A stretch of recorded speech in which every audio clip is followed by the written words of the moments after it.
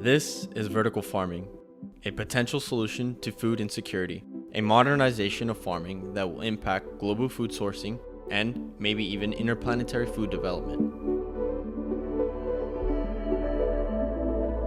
With the growing human population, estimates say we will need to grow and produce more food in the next half a century than we have grown in the past 10 centuries combined. Not only have projections of over 9 billion mouths to feed startled experts, but this growing population will impede on the limited farmland the world currently has. Scientists and agriculturalists have developed the vertical farming technique as a solution to this problem. These farms can grow crops in stacked layers indoors, cutting water usage, pesticide usage, and using only 1% of the land required for traditional farms. Many argue that vertical farming is not only an investment opportunity in agriculture, but in the future of the world itself. Join us as we interview Zale Tabakman, president of Local Grown Salads and vertical farming expert. Mr. Zale, thank you for meeting with us. We appreciate it. My name is Christian Tate Lerma. This is Jonathan Morcell. Jonathan and I are starting our own podcast together, focusing on alternative investments and different opportunities that there are in business. One of the things that we're interested in is farmland investing and vertical farming. And when I was doing a little bit of research, you were one that popped up on LinkedIn and had an extensive amount of research done. Also, you're the president of Local Grown Salads, a company in Philadelphia. Yes, yep. That's what I am and who I am. So how did you get started in vertical farming? It's a long, torturous story, but I'll give you the shortcut of it. I had 5 kids, and I was divorced, and I lived. And what happened was my kids would split half their time with me and half the time with their mother. So I was a big into feeding my kids all sorts of, vegetables and stuff, healthy stuff like that. As was their mother. I don't, this isn't the mother, she thing, but I had to feed my kids all the time. And they were all teenagers. So I was always thinking about food and vegetables and that kind of stuff. Same time, I was doing a thing called, I'm a Canadian, and I was doing a tax thing called SR&ED, Scientific Research and Experimental Development, in Canada, which means is we would go and help companies who overcame a technical challenge get money from the Canadian government. So a really cool thing in Canada. That thing was very effective. But I had a couple of customers that were very interesting. One of my customers was a chef, and they were making 3,000 sandwiches a day. And the problem that they had with their sandwiches is that they couldn't always get all the vegetables and all the healthy things that they needed for it. So I was thinking about my kids and the family and feeding my kids. And at the same time, I was thinking about the chef guy who couldn't get vegetables. And then I had a third client that had this technology to put air into water, which is called dissolved oxygen in nerdy land. And dissolved oxygen helps vegetables grow. And the more dissolved oxygen you put into the water, the plants and fish will grow extremely fast. So it's a very, very effective way of helping plants grow. And he was telling me all about how much money was in food and in the whole food chain thing. And so I'm cruising around Toronto on my bicycle, riding my bicycle, thinking about all these things spinning in my head. And I'm looking at all these tall buildings and saying, oh, wouldn't it be really cool if we put farms on the top of buildings? And put them on top of roofs of buildings. And you'll find companies like Lufa Farms and a few other people who are starting to do that. But what happens is it doesn't work because the numbers don't make sense. Because the amount of produce you can grow in a square foot when you do it horizontally, like in traditional greenhouses or in the field, is very small. And you basically can't even pay rent. Can't even pay $7 or $8 a square foot. But if all of a sudden you're stacking your vegetables on that square foot and you're bringing in $30, $40, $50, $100 a square foot, $200 a square foot on your vegetables over a period of a year, all of a sudden you can make money. So therefore, the driver of all of this craziness, remember I told you shouldn't have asked the question, right, is how much money you can make per square foot. And the per square foot stuff is why you get into indoor vertical farming. Then I started looking through the entire process of where the money was in vegetables. So if you go into your typical retailer, you'll see a bag of salad, 5 ounces of a selling of $4.99. Well, 5 ounces of $4.99 is about $20 $20 a pound. If you go over and you look at the raw materials, you're paying $2 or $3 a pound for the same thing. So doesn't it make sense to be in the salad business selling those kinds of vegetables? We done a little bit of pivoting in there since then because we now kind of focus more on, currently when we launch, we tend to focus more on herbs and microgreens, which are higher margin business, but lower volume. But essentially the same model works, and we're heading out in that salad space. So does that kind of answer all the questions? Yeah, that's interesting. Yeah, solving a problem for yourself and for some of your clients.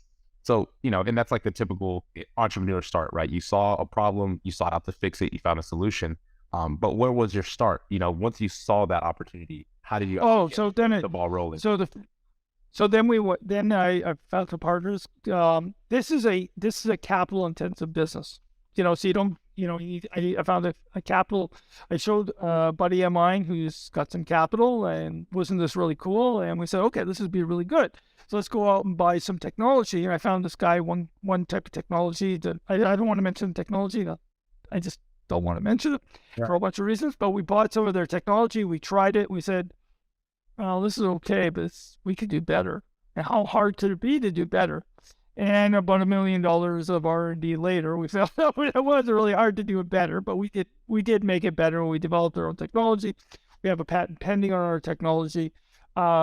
It turns out that there are a lot of pieces to an indoor vertical farming. There are how you grow the plants, how you light the plants, how you give the plants nutrition. But nutrition, normally people are thinking like nitrogen, phosphorus, and all those kinds of things that go into the core of it. But light is a nutrition for the plant. CO2 is a nutrition for the plant. Air, oxygen in the air, where it can move, where it can grow, is also a kind of a nutritional component. So it becomes a very complex problem. And then the plants themselves give off a lot of humidity, and lots of nasty stuff will grow in there, pathogens, the stuff that we don't care about, but the stuff that people who grow plants care about, things like fungicides and fungus and stuff like that. So it becomes a very technology-driven thing. Remember I mentioned I did the SR&ED, so I'm a technology guy. I'm like a nerdy nerd guy right at the core. So we figured out all these kind of different components. And so it's an entire system. And what I bought from that first guy was just the part that held the plants. And it didn't really solve the whole problem. Then when we started saying, well, how do we light the plants? How do we give them light? And then everything, we realized that they don't really know what they're doing. So subsequent events have shown that. Go ahead. Sorry.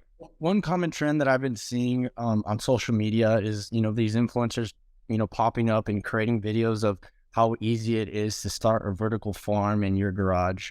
And more so, there's a lot of people that are selling, these at-home, mushroom grow kits.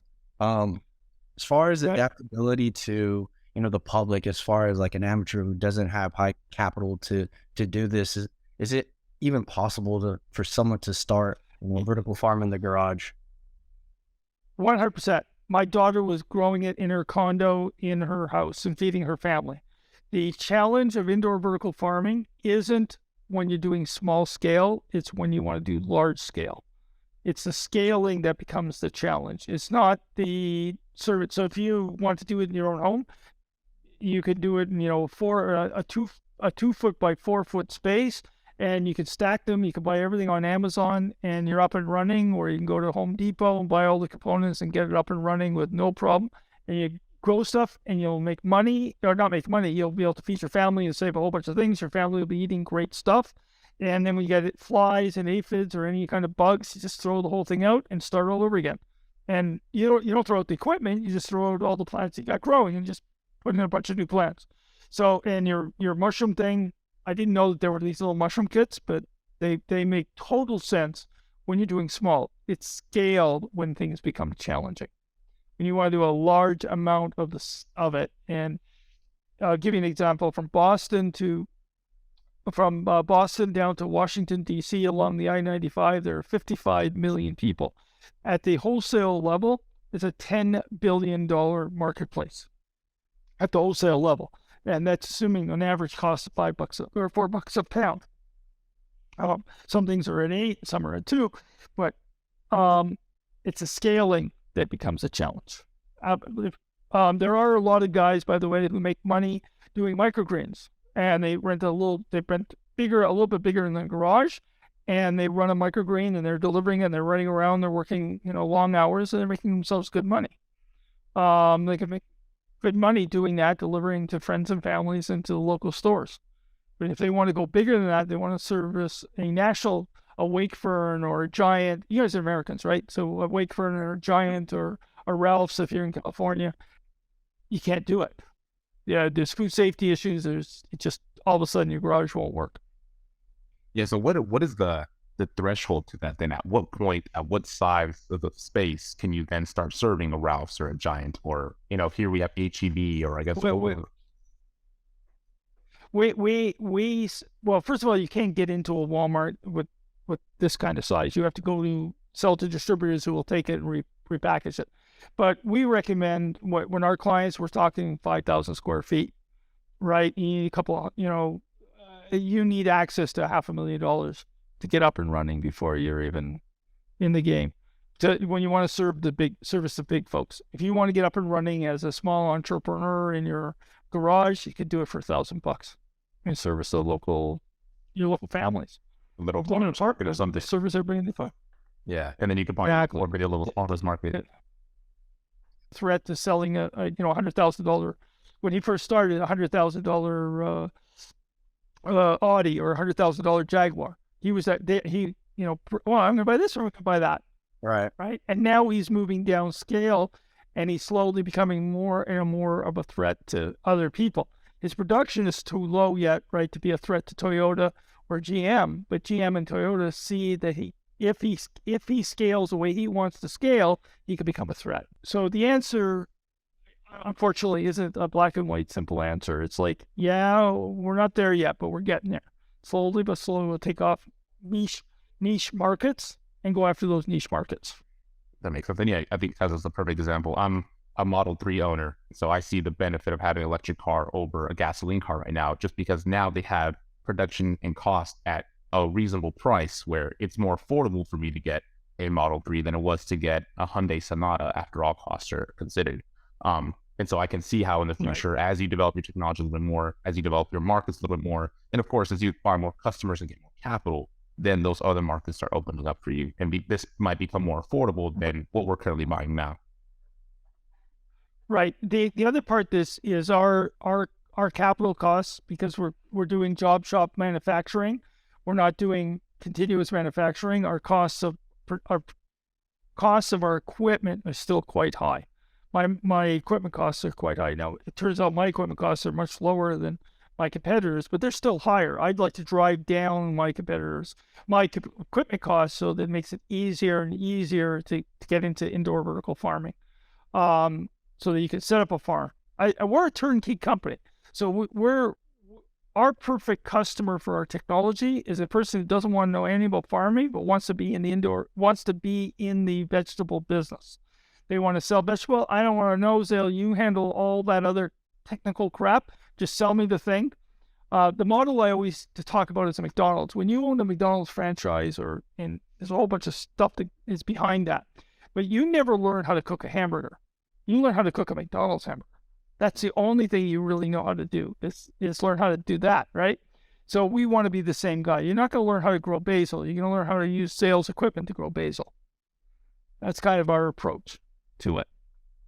Makes it easy though, right? It keeps opinions kind of at bay and lets you actually do your business and what you're there for. That makes sense to me. Right. So we go to market, which is along the same lines. There's a whole bunch of questions that people normally ask us when we start saying these things. Is we go to market two ways, either as a licensee, so you'll be running a local grown salads operation, or you'll be a private label. So it could be a Jonathan and Christian sells vegetables thing. And then you use our technology, but it's really your market, your branding, your everything. And we recommend that people start as a private label until we start landing McDonald's, because McDonald's wants to have the same basil in Toronto and Tokyo, Chicago, and then we'll come back to you and say, okay, guys, we just landed McDonald's. You guys have to up your game. You have to follow our requirements, and we just given you a big customer probably at low margin, but it'll be a big volume, so you make a lot of money that way. I spend a lot of time in business and thinking business in dollars and cents. I think you have to, right? Yeah. But in order to run a company like this, I guess you have to. And so, you mentioned you are either a licensee or a private label. Do you also go in and set up the business structure for these franchisees? Do you help them kind of get their first customers, or is that all on them to start distributing?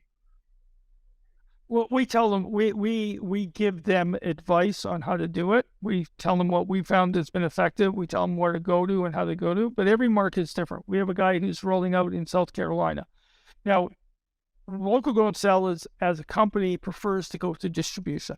So we want to go to a distributor. Bob's Vegetables, Cisco, GFS. We like distribution because distribution gets us into the big customers. Big customers want you to use their distributors. They don't want just another truck showing up. But the South Carolina folks are private label, and they're going to have their own truck, and they're going to do their own distribution. They're going to have their own logistics because that's how they want to do their model.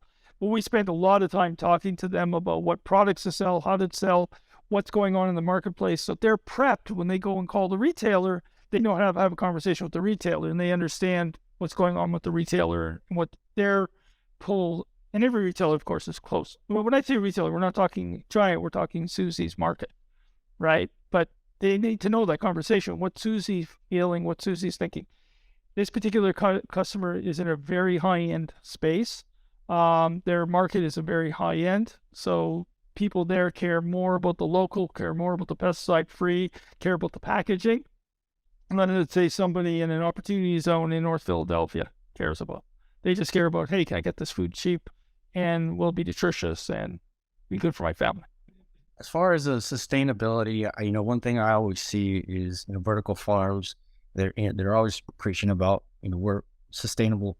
Is that because it takes up a small amount of land mass compared to someone who grows wheat? Absolutely not. Because of the energy output that the building produces. Nope, none of that. So our sustainability is, number one is we don't use any pesticides, herbicides, fungicides. So we don't use any any of the stuff that people put onto plants, that go onto the plants and end up into the water supply and cause algae bloom and everything else. So that's one of the ways where we're sustainable, meaning that we don't affect the environment that we're in. Secondly, the sustainability has to do with the supply. So we talked about lettuce earlier, and we'll take the lettuce as an example. Lettuce grown in California has to be shipped across the country. But if you grow in California, they're going to pump water out of the aquifer.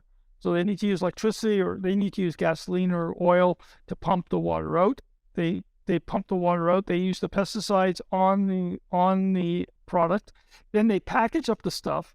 They put the stuff on trucks, and they ship the trucks 1,500 miles to Philadelphia, which is using, and then of course, when you start shipping things, you can lose anywhere from 10 to 30% of your product that way, which gets food waste.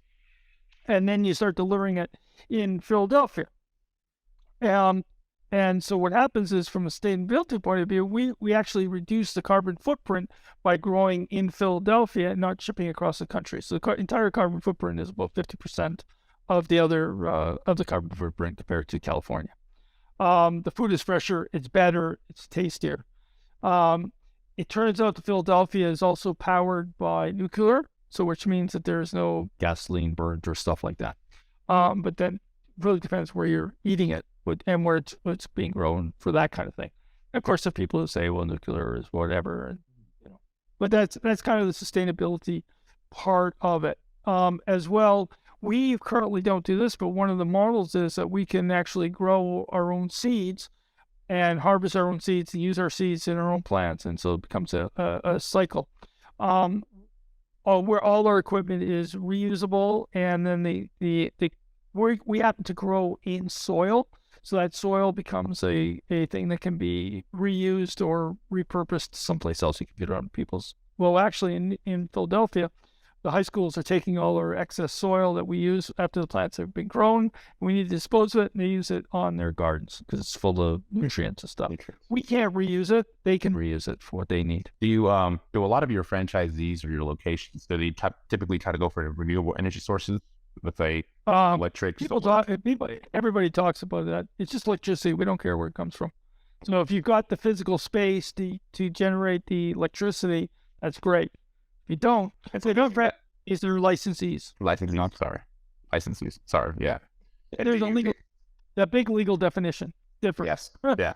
So sorry. We'll make sure to cut that out. We'll make sure we'll edit in licensees so there's no. I don't care. You can just say Zale corrected me. I like leaving the correction in there. Makes sense. And so let's say in Philadelphia, right? Of course, your power cost goes into play, and of course, warehouse space, air conditioning. I live down in Houston, Texas, so one thing I'm always thinking about is about a warehouse that has to be cooled at some point, right? It's humid all year. What do the margins look like in Philadelphia compared to that, licensee in South Carolina, just because of the different climates and energy costs, et cetera? So what we do is we say to our supplier, they need to keep their building at 70 degrees, and our systems internally. So there's two levels. You have your physical building on the outside, then that you have the building envelope, and then you have your HVAC for that building envelope. Then we put our internal systems inside that system's there. So there's two levels of air conditioning. There's the envelope air conditioning, and then there's the actual planks. We've actually modeled our production in U.S. Virgin Islands, and U.S. Virgin Islands has electricity at 43 cents a kilowatt hour, and we were able to be profitable there as well. But there, on the other side of it, the products are much more expensive because everything is shipped in and brought in. So again, it really our business models don't look at the envelope, because it's not really. I can't model the envelope because the envelope will be different in every single place I do, and who knows what they're actually doing if they're doing it right. But generally, buildings that are well insulated and the internal HVAC should be good enough. It shouldn't really affect it. While electricity is one of our biggest costs, our actual biggest cost is harvesting. It's people time. It's using people and everything else. The labor, which of course also different prices in different states depending on the labor laws and all of that. Actually, we like to pay a living wage, so we're around we always model around $18 an hour. We model at $18 an hour. Remember I mentioned the carbon footprint of moving stuff from one place to the other? Yep. That carbon footprint ends up being cost. So when you buy vegetables in Philadelphia, this stuff is shipped from mostly California or flown in or wherever. 50% of the cost is transportation. So our margins are very high in the indoor vertical farming market for a certain product, especially the products that are shipped. Now, there's a lot of distortion in the United States because the government of subsidies and everything else, it tends to be a slightly distorted number. If you go for things that aren't distorted, like the herbs, the margins are very substantial. And so depending on where Texas is currently getting its basil from, then the margins would be either better or worse in there. And by the way, as a potential investor, you can go look at USDA, go on the USDA website, and they'll give you the current costs of terminal prices of products, and you can compare them in different places. There's not as much difference as what we thought. As far as labor manpower, as far as training, it's kind of difficult to find people nowadays want to work. As far as the training goes, how difficult is it for someone to train and run your farm? To run your farm? Okay, so you're talking two different types of people, right? The people who are having trouble finding people to work, those are kind of a lower level, like a lower, not lower level. You know what I'm trying to say? They lift lower skilled, lower skilled. That's the word I'm thinking of. Lower skilled individuals. Then you just have to pay more to get them. You need to fight against Walmart and, the other places, or, your local Taco Bell, right? The skill there is very simple to be trained. To actually operate it, generally you need people who are trained who can operate plants and facilities and know how to manage people. In our licensing model, we need people that can follow and run a place. So a guy who currently runs a McDonald's franchise could probably run our place because it's mostly dealing with people and making sure people are following the procedures that you give them. That's the advantage of the license model and the turnkey model, as opposed to. But there was inside your question, there was another question which you probably didn't even realize. There are many different types of indoor vertical farming companies. We are a turnkey, and our whole technology is a turnkey operation. In general, there's us. There are people who go out and buy a bunch of equipment from people that are not turnkey and have to build their own system. So they'll buy their components from here, there, and everywhere, put it together, and need to have an expertise on how to grow vegetables. They need to have an agronomist expertise. They need a technology expertise. How do I wire this thing up? How do I move it? And then at the lower level, you have the DIY guy who's just going to build it from scratch, from the Home Depot, the Amazon, the things. So it's 3 different kinds of levels of stuff that you're doing. Which goes back to, remember that microgreen thing we talked about right at the beginning and the scaling stuff? We're turnkey. You pay us a big check. Well, not a big check, but a relatively big check. And we just give you a solution, and then you just have to follow our solution. That's one kind of place. But if you go back to the guy who just buys all the components, you go to hydrobuilder.com, you go to any other suppliers, you put the stuff together, that's a whole different expertise. And then you got to hire engineers, you got to hire agronomists, you got to hire all that stuff. So then you have the DIY guy who knows anything and builds it in his house and learns as it's going along. Yeah, so I see the guy that buys all the equipment likely looks at that as a cheaper alternative, right? Because it might not be as big of a check just buying the equipment. But then the cost come later down the line when you're trying to get the engineer, when you're trying to get the agronomist, you're trying to get all these different expertise involved in what was supposed to be a simple project. So the turnkey is just easier for you and as well as for the licensee. Again, the same reason why people buy franchises, right? Now we're talking, the same concept of franchise. I want to go into a franchise business. They'll teach me everything I need to do, and I just need to go out and sell and execute, right? We're right at the beginning of the industry. That's why there aren't a lot of guys like me out there. I don't know of any other turnkey solutions that you can actually buy. There are other people who will sell you a piece of the kit of turnkey solution, but they won't sell you the software. But you can buy software from one guy, which has some of the expertise. You can buy, anyway, that's the way it works. Kind of doesn't mean things are compatible, right? Yeah. Right. Well, yeah. A lot of the people in our industry are very, very good people. They're nice people. They will help and make things work. Especially a lot of them will come out of the greenhouse business. I don't want to name names, but there's a guy in the greenhouse business, and he's a very, very responsible, good guy. He hates indoor vertical farming. I think he kind of hates. Doesn't really hate me, but he kind of posts on my LinkedIn stuff about it. But he's a very responsible, very good guy. And he comes out of that industry. So you would go to him and he said, yeah, I can help you set it up, and he'll try to set you up and he'll treat you properly. And there's a few other companies like that. But they're good people in the industry. You're in the food business. You're not dealing with used cars, right? You're dealing with, people who are nice people and good people. But you're right. You'll save money at the front end, but at the back end, it'll be more challenging. Our licensees, I like, to pitch ourselves a little bit. When we're building up our systems, the guy in South Carolina discovers something. Oh, if you did this instead of this, you're going to save and then all of a sudden I can spread that across our technology and build it into our technology and spread it across to all the other people. So your customers become almost R&D in a sense too, right? What works in this climate might not work in another, but you figure out these things as you expand.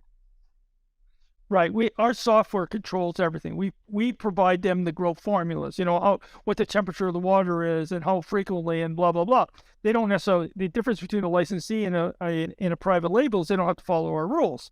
The private label guy will say, you know what, I'm not going to harvest today. It says to harvest today, I'm going to harvest tomorrow. And all of a sudden he does that. We take that data and all of a sudden we realize, oh my God, we have an extra day and we've increased our production, our yields by X amount of dollars over a period of a year.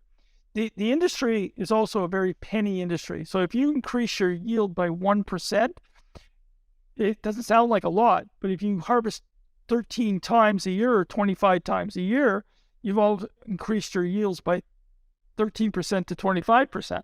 Every time you harvest more and you get a little bit more yield on each harvest, and generally the costs are pretty much fixed on that. So you care about the pennies in the industry. Like, tossing CO2 will give you a little bit percentage increase in yield. So, for those that don't know what a yield is that determined based off of, how much you can grow in a square foot? What is a yield?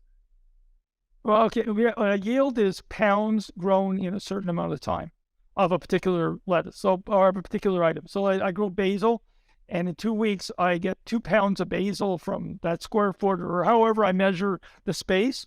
So the yield would be 2 pounds in that space, given those parameters. But if I can increase it to 2.1 pound, not affecting anything else, I've just gotten a 5% increase in my yield. So adding CO2 might give me that 5% increase, which means I got more product to sell, which means I got more money. Now, my variable costs will go up because I'll have that much more to harvest. However, my fixed costs may not go up, or my fixed costs may not go up by a lot. I may use the exact same amount of lighting, electricity to get to that 0.5, but I have a little bit extra cost because I've added a little bit more CO2 into the atmosphere. Or maybe I just had a fan run a little bit faster. Or you waited an extra day, which is extra daily cost, right? Yeah. Or increase the fan, which increased the transpiration cost. The reason I'm nerding out a little bit onto you is I'm trying to explain to you. Remember I talked about that scaling problem right at the beginning? Right. These are all the things you hear about. Transpiration, probably, all of these things affect everything. And it's a very complex formula. There's no fixed formula for it. And people simplify the formula because that's the only way they can operate. But if you have a very smart system like we have, you can actually manage all of these parameters and increase and play with them and run basil, 14 different experiments with basil, just changing slightly one or two things. The other thing that we care about is, we kind of looked at yield as a measure, but there's other things. How much nutrition is in the basil? Same basil plant, same variety, but if I change the nutrition, I'm going to change the flavor profile. Guys look like the kind of guys that drink wine. You drink Shiraz wine. Well, Shiraz grape, that same grape that's grown in Chile will have a different flavor than if it's grown in California, which will have a different flavor if it's grown in Australia. Right. And it's all different because the nutrient or the day number of hours of light you get, all those things will change the flavor profile. That flavor profile actually translates back to nutrition. It'll have a different amount of nutrition in it. If you eat a vegetable that's got an incredible flavor, it'll have a lot of nutrition. Now, I'm not talking about the spicy stuff. I'm talking about it'll be very filling. It'll have more nutrition in it. So I guess the vegetables So if I'm selling the basil, go ahead. Sorry? Yeah, so I'm saying, so example, I could grow my basil for a guy that wants to use the basil in a smoothie because they want that nutrition. But say somebody else that I'll sell the basil to that wants to put it on top of a pizza, he may want a more visual thing and he may want a softer flavor. Or I could sell it to the guy who's going to take the basil and chop it up and put it into a pesto. He'll want something slightly different. So I talked about the same basil plant, give it 3 different growth formulas, I'm going to get probably 3 different yields. I'll be able to sell the basil at 3 different prices. That's where this is the complexity of the scaling. Right. Yeah, it's really complex. And it's funny because I have there's a group of people around me that are always trying to grow their own foods. And it's like, I come to realize how complicated getting the same flavor out of the same type of plant, right? Or the same vegetable you're growing, because the temperature might be different. There might be a little bit more rain. There might have been a little bit more sunshine. And there's all these complex variables that into it. And my background is physics, right? So adding more variables to an equation always makes it worse and more complex and just a disaster, right? So this just seems like a huge, undertaking. And so one thing I'm thinking about there, you keep talking about how you're nerding out, and I'm curious, what was your background to then get into this, right? I know you did what was it, STAR? Oh, I have SR&ED. So I have a degree in computer science, but I graduated before your parents were even married, right? Probably your parents were even thinking about getting married. I graduated in 1982. with my computer science class, I went to a very large university, University of Western Ontario, a very large, prestigious university. It's, I thought it was anyways. Anyways, in my class, there were 30 kids graduating in computer science. That's all. Wow. Typically, ASU now has, 2,000 kids graduating. Yeah. Yeah, right. So just to give you a concept, the SR&ED is research and development. So my clients in the SR&ED consulting are all people who are doing something brand new, leading edge, because they have to overcome a technical challenge. So they can't be doing something somebody else has ever done. So that's kind of where my nerdy background comes from. And I've been doing this SR&ED things for 25 years. Wow. I love it. I mean, I do it even though I don't, I'm running this other business. And I still have a couple of SR&ED clients because it's just cool. And they're the coolest people. Yeah, and you get to see the if they're listening and technology, right? You get to see what's the new tech, and that might help your business right now, right? Because you might. I want her, yeah, exactly. I have a client now. I had a client that was doing AI, so I didn't really know what AI was, and so I got into how they were doing the AI, and I got a whole basic understanding of how AI executes. I have a client that's a massively networked project, and so it maps very well to how we're networking all our devices. We have a lot of IoT devices and how we're networking them across. And I have this other guy who does this printing stuff that's just really, really, really cool. You wouldn't think printers are cool, but this guy is really cool. 3D printer. Printing is really. Oh no! He's using just old-fashioned silkscreen printers, and he can print with colors. This guy is capable of producing paint chips on his silkscreen printer. It looks like paint off of a car. He can match paint off of my car. Wow. It is really cool. Anyhow, but we're getting sidetracked. So you mentioned that is interesting. that there was someone who, was a great person, but they're against, vertical farming. Not against it. Not against it. Well, his basic argument is he makes his money selling greenhouse equipment. Okay. So what is the major arguments against vertical farming? Is it because people are afraid of change, or what would be? Oh, yeah. I would. Okay, so I'm taking you literally. The pushback for most people. Are you familiar with the technology adoption curve? So there's this concept that over 7 years, it takes 7 to 10 years. S-curve. No, it's on S-curve. It's a technology adoption curve. It's a different curve. Most people don't like to absorb new technology. It's very hard. It's different. And especially at the beginning, there are tremendous amounts of failures. Like last 6 months, there were like 3 or 4 indoor vertical farming companies that totally went under, right? They were doing great, and then boom, they disappeared. Adoption is hard. So most people say that this isn't for me. And why should I change? And what I'm working is working for me. A whole bunch of things about absorbing. You guys are young. So for you, young, you always want to absorb the new things. As you get older, it gets harder and harder for people to change. So the big thing is it's not proven. And there's been a lot of failures. And as people have been talking this about for 6-7 years, they say, oh yeah, but they've been talking about that since, 1990s. And look, it's still not working. Because, it's true. A lot of people haven't broken remember that we talked a lot about the different complexities. They haven't, I feel that we've broken through that complexity. A lot of other people haven't. It's actually a physics thing that we figured out that solves a lot of the problems. It's the distance squared law, right? Anyhow, that's for another conversation. Anyhow, mostly that's the pushback and the capital cost, and there's not a huge proven example of it. Until Tesla proved that electric cars could work, you didn't really see. You saw GM started dabbling in it, and Toyota dabbling in it, and everybody else. Once they proved that there's a market for it, it could work, they solved it. You see with the 4-minute mile, nobody knew that that people could break the 4-minute mile. And then all of a sudden, as soon as somebody did it, everybody else said, "Oh, done." So that's a lot of it, and it takes people that want to take large amounts of risks to get involved in something that's brand new, right? It's essentially going to change all of the supply chain of food, but of vegetables, fresh vegetables. It's essentially going to destroy the existing supply chain. If I'm a trucker who's used to trucking stuff from California and making a good living trucking from California to trucking from California to Philadelphia, I'm not going to be happy about all of a sudden people starting to do stuff in Philadelphia. Yep. Right? Logistics change. The logistics change. The entire infrastructure was built 100 years ago, and now all of a sudden indoor vertical farming is going to just wipe it out.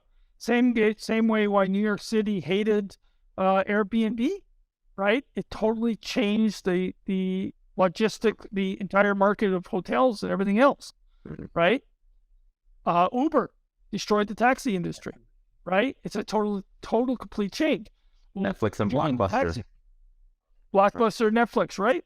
Right. And if you're in an industry and all of a sudden somebody's going to come along and change your entire industry and everything you're doing, you're going to find every example of a failure that's ever been happened in that industry and say, well, this is why it's not going to work. But they're not going to see the small successes.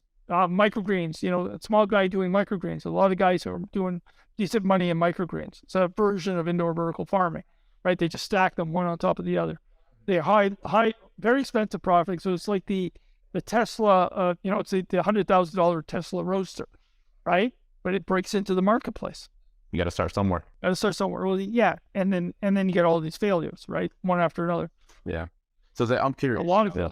You mentioned you're early in the industry, and I know I think me and Tate are both very into new technologies, and there's that adoption curve, right? Where it's like there's the early adopters, there's not a lot of movement, then suddenly it happens all at once, and then the latecomers come, right? Where do you see this going, right? So you mentioned the logistical change. Now you have something in Philadelphia, you have something in Austin, you have something. Do you see this becoming nationwide? Oh, 100%. We're planning. We want to roll out 200 farms in the next 2 years. Oh wow. Okay. My goal is 200 farms, and roughly, we're looking at about $2 million a farm. That's not including the property purchase or anything else. So we see it as massive. We see it as huge, but it's going to take a while. It takes deep pockets, takes people believing in what we're going to do and suffering. Remember, the rollout on paper always looks really easier. Yeah, it does, of course.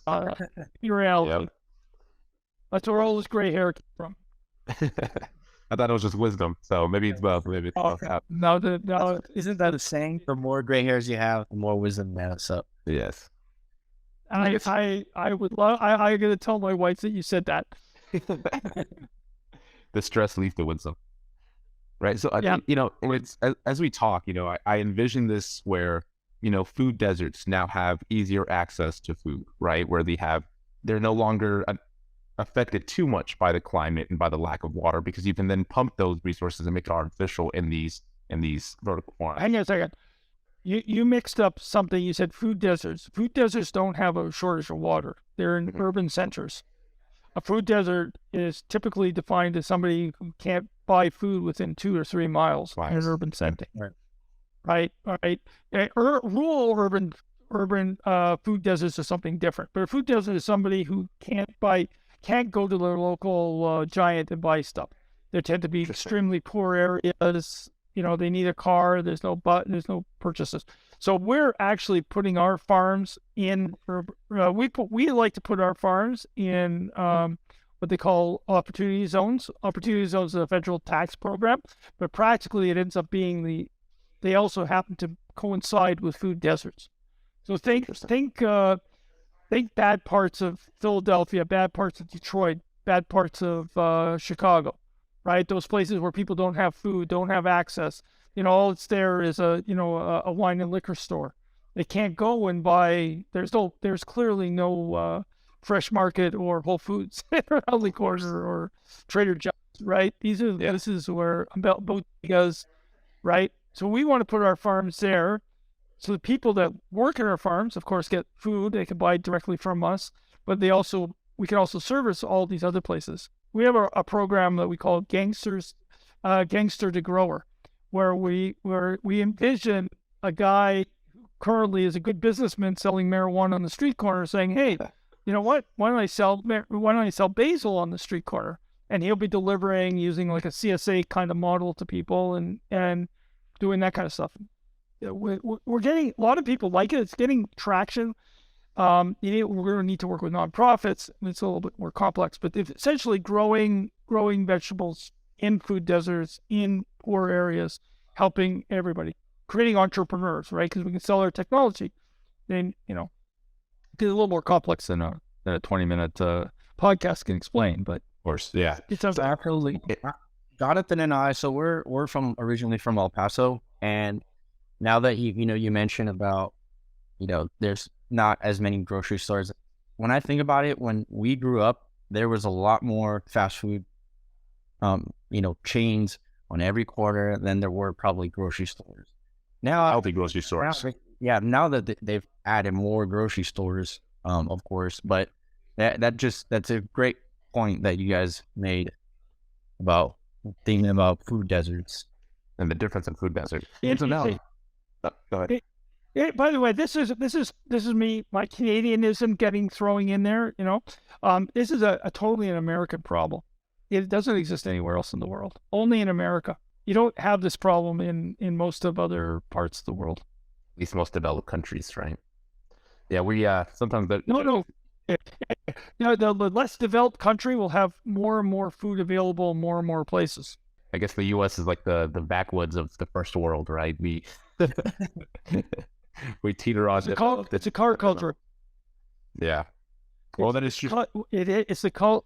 It's a car culture, and the way they set up car. Anyways, I get really sidetracked in this, but this is not. Oh yeah. For we don't have walkable cities, and I live in Houston, Texas, the most unwalkable city on the planet. Likely, you need a car for everything. Everything is 15 minutes away by car. No, there's no walking. There's no real public transportation. So yeah.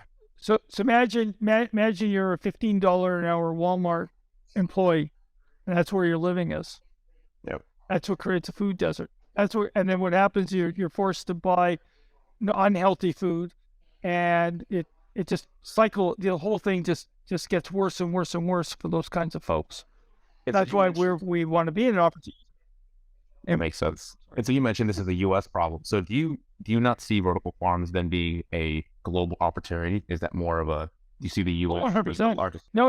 I see it as global. Let me tell you if you know anybody that's in Saudi Arabia, I want to be in Saudi Arabia. There's 160 million really rich folks in Saudi Arabia, and they import 95% of their food. I would love to set up indoor vertical farms in Saudi Arabia. Wow. Right? Nigeria turns out to be another cool place. Nigeria is a little probably as dangerous in certain parts of Philadelphia. However, Nigeria, another country that imports a lot of its food that's very wealthy.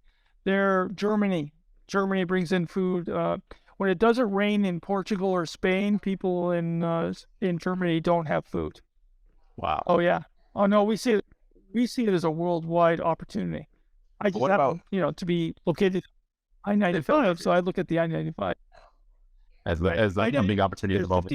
Right. Well, there's 55 million people from Washington, D.C. to Boston. 55 million. We estimate the market at the wholesale level as being a $10 billion a year market year after year, just going from Washington to Boston.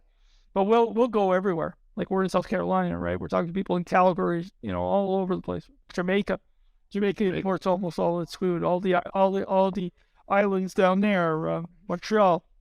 So I'm actually curious. Is a big about island opportunities, right? So I know like in Hawaii, when you go to Hawaii, you can't take certain seeds, certain foods. They even have filters in their sewer system to make sure that seeds don't infiltrate. Is that kind of a legislative struggle to get through that, to be able to take vertical farms because it might have intrusive, plants or vegetables or other herbs? Yeah, we ran across that. We've since our conversations in Jamaica, we've running into that. There's this lady that we met there that wanted to bring microgreens in, and they had they weren't worried about the seeds so much. They were really worried about the fungus that would be on the seeds when these imported. So they had to do a whole, it's not so much the seed, the invasive species that they're worried about is the funguses and stuff like that. You probably aren't aware of this, but when you're in Canada, you go into the United States, you cannot bring any fruit across the border. You cannot bring an orange. You stop you at the border and say, hey, do you have any oranges, any fruit? You're not allowed to bring anything across. Yeah, they do Same something age. down here. There's Same in the kind. Mexican, the Mexican-U.S. border, you can't bring certain fruits and beans across because, of course, they have very different practices in Mexico or here in the U.S. and New Mexico. So, kind of both ways. But interesting. Okay. Yeah. Awesome. I think we have like 5 minutes left, right? Right. Yep. Thank you, Zale. We really appreciate, taking the time out of your Sunday to meet with us. I don't know what time it is over there, but we really appreciate it and look forward to potentially having you on the podcast again as, we do more research into vertical farming and different areas of farmland investing. So, Zale, as we look to be Sure. maybe potential investors, maybe potential licensees in the future or private labels, we'll see where things go. How can, you have your email on there. How can people get in touch with you? Is that via LinkedIn? Is that best? How do you prefer? LinkedIn is the easiest thing because I have a name that's really easy to remember. Zale, just Zale, and lean door vertical farming, and LinkedIn will find me the best way. I try to post 4 days a week on indoor vertical farming. It's called Zale Talks IVF. And so it's a tag. So ZALE Talks TALKS IVF. And you can just find me that way. That's the easiest thing. Sounds good. And then we can go from there. Awesome. Thank Well, you. thank you again, Zale. Yeah, and we'll definitely be in touch.